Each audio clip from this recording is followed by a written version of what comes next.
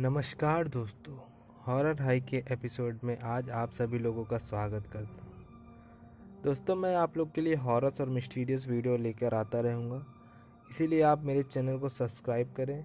मैं आप लोगों के लिए रोज़ ऐसे ऐसे वीडियो लेकर आता हूँ जिससे आपको सुनकर बहुत ही डर लगता है और बहुत इंटरटेनमेंट भी मिलता है। तो चलिए आज की कहानी की शुरुआत करते हैं। आज की कहानी है सतीश की।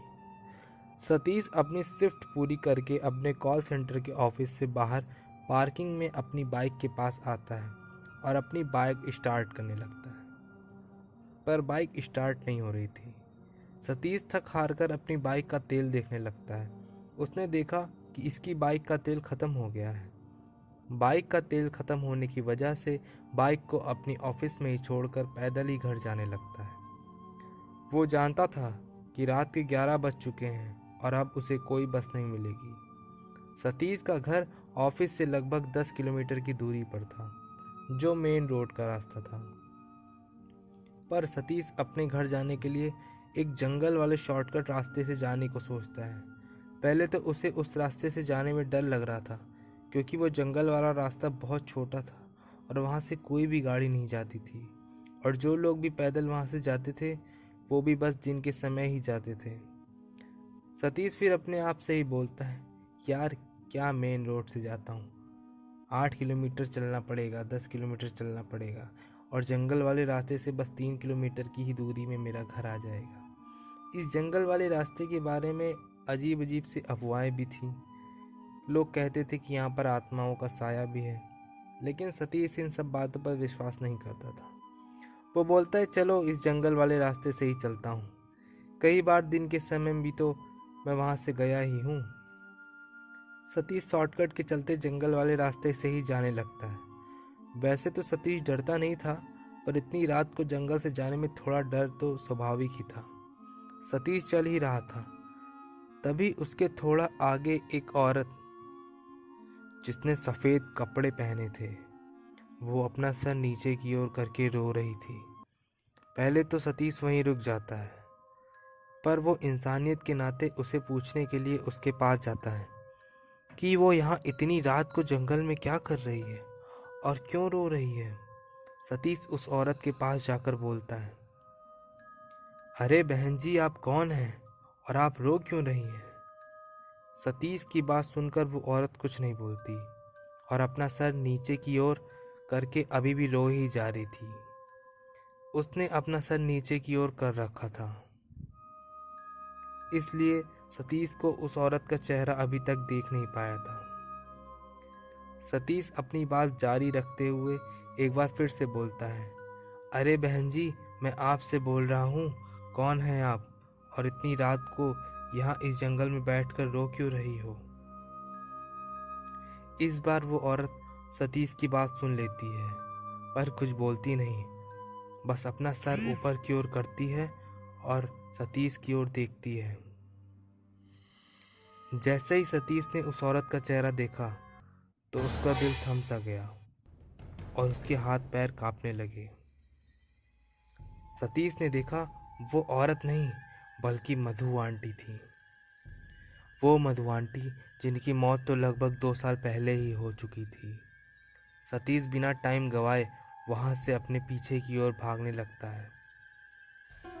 सतीश कुछ दूर आगे ही गया था तो उसने देखा उसके आगे एक आदमी बैठा बीड़ी पी रहा है।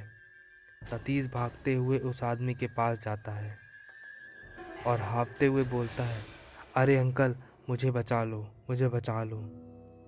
सतीश की बात सुनकर वो आदमी बोला, क्या हुआ बेटा और किससे बचाने के लिए बोल रहे हो? सतीश हकलाते हुए बोलता है, वो वहां पर भूत है, भूत भूत भूत।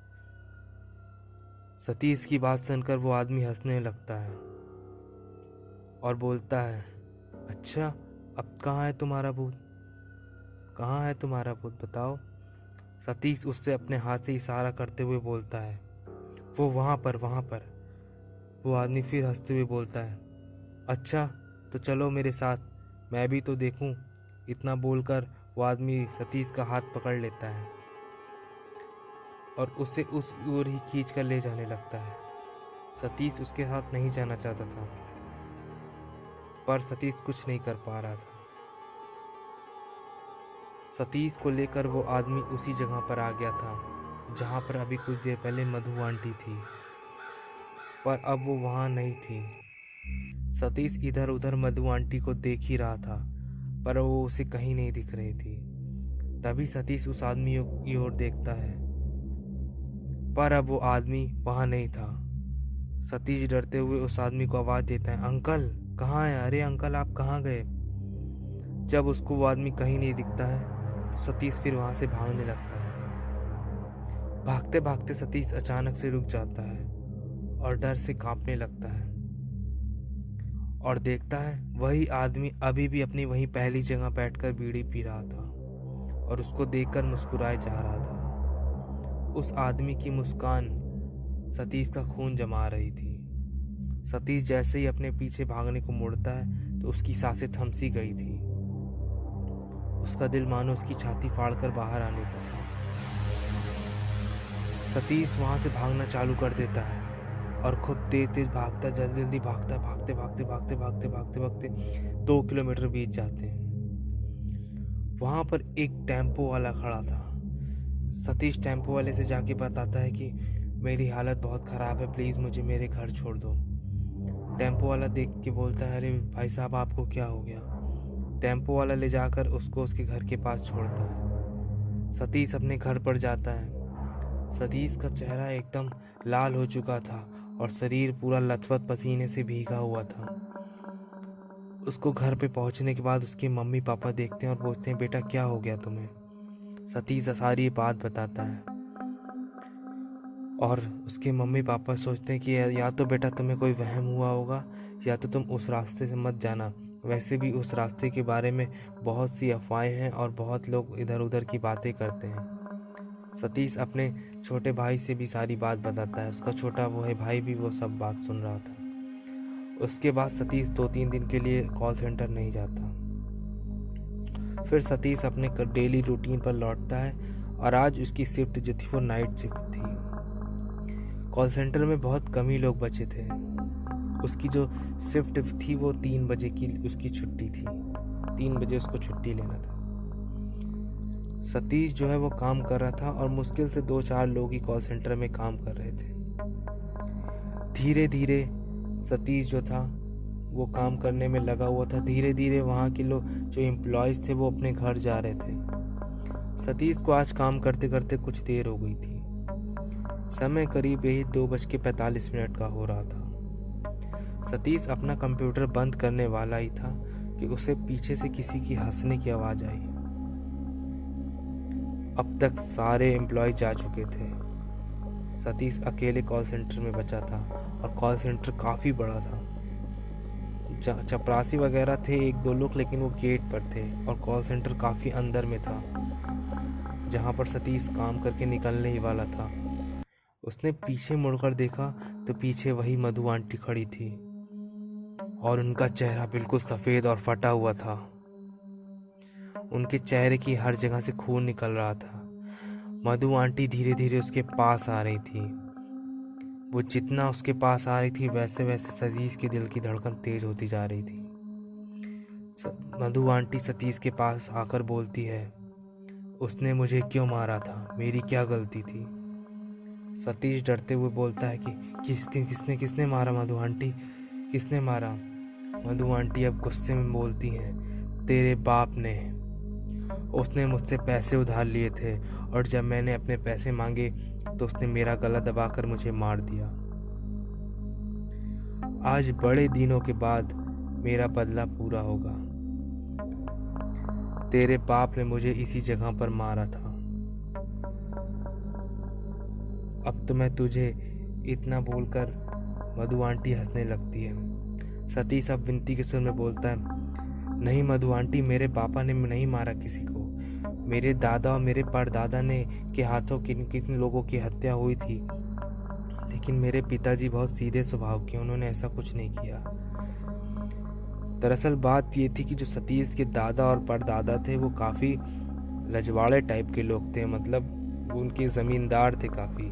तो इस ज़मीन वमीन के मैटर में कुछ मैटर हो गया था जिनसे कुछ लोग की मर्डर हो गया था उसी बात में। उसमें ये मधु आंटी भी थी। अब ये मधु आंटी जो थी वो बूढ़ी हो चुकी थी जब तक सतीश बड़े हुए, ये लोग बड़े हुए। सतीश अब विनती के सर में बोलता, मुझे जाने दो, मैंने कुछ नहीं किया, आप मुझे क्यों मार रही हो।